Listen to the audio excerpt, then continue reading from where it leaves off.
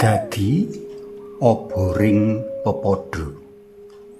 Panglimbang 5 menit dina Selasa Legi, tanggal 21 Oktober tahun 2020. Kapethik saka Injil Lukas bab 12 ayat 35 tekan ayat 38. Sadurunge listrik mlebu desa lan kampung, wong padha migunakake obor kanggo madangi anggone andon laku utawa anggone tandang gawe. Obor mau bisa arupa oncor, blarak garing kang ditaleni ing sawetara perangane saengga kejaba gampang digawa, nanging geni utawa mawane uga awet utawa arupa ting. Aku nate jroning lelungan arep adol tampah menyang pasar kepaten obor. Oncor sing ndak gawa lengane entek, kepeksa lakune mamak mumuk ra karuan marga wektu iku petenge ndulek irung.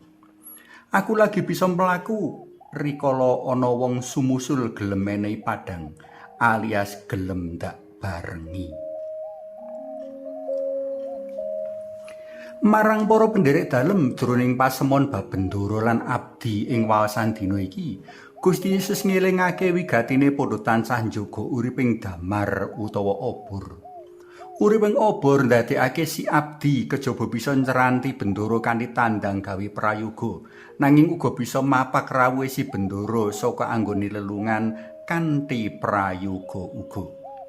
Si abdi bisa leladi kanthi setiti, permati lan cukat rengginas saengga ora klerak-kleru kang tundone gawe gelo kuciwa kepara gawe dukane si bendoro. Lan menawa si bendoro rawuh tengah wengi utawa para esuk lan nemokake abdi-abdi mau siyaga, mula rahayu wong-wong mau. Mengkono pangandika dalem Gusti. Ing Injil liya kapratelakake menawa jroning ceranti bendoro si abdi padha ndliya lan ngumbar angkara, abdi-abdi mau bakal kena pidana lan paukuman. Sabda dalem Gusti dina iki satemene magepokan karo wecan bab prastawa rawuh dalem Gusti ing dina wekasaning jaman tembi. Panjenengane mapakake diri minangka bendoro kang lunga adoh awit mikrat menyang swarga. Dene para penderek dalem kapapakake minangka abdi kang kudu tuhu ing ayahan menawa kepengin slamet lan mulya langgeng bareng panjenengane.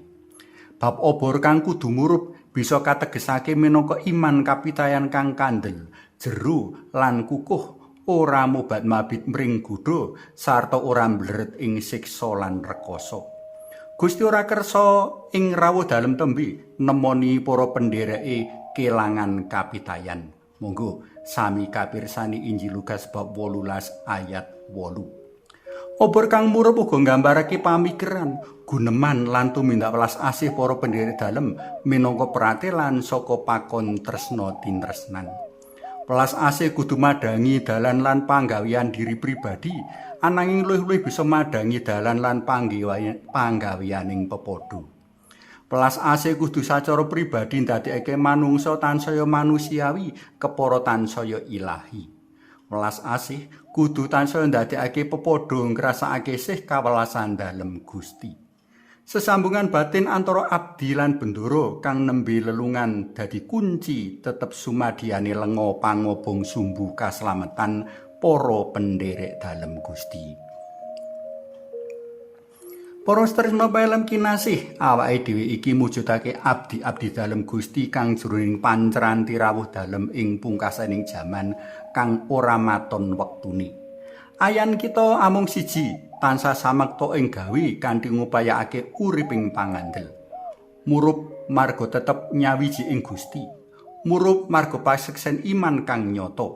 Sepisan meneh menawa kepengin slamet lan rahayu, dalan siji-sijine amung ngupayakake tansah muruping iman kapitayan. Ora entuk waleh, ora entuk ndliya, abdi kang becik tansah samekta sak mangsa-mangsa. Suwawi sami munjuk, kul nyingasmu dalem Yang Rama Sang Yang Putra Tuwin Yang Roh Suci. Amin. Sri Yesus mugi Yang Roh Suci tansah ngengetaken kawula bawi gatosipun siyaga nranti paduka. Amin. Kunjung asma dalem Yang Rama so Yang Putra tuwin Yang Roh Suci. Amin.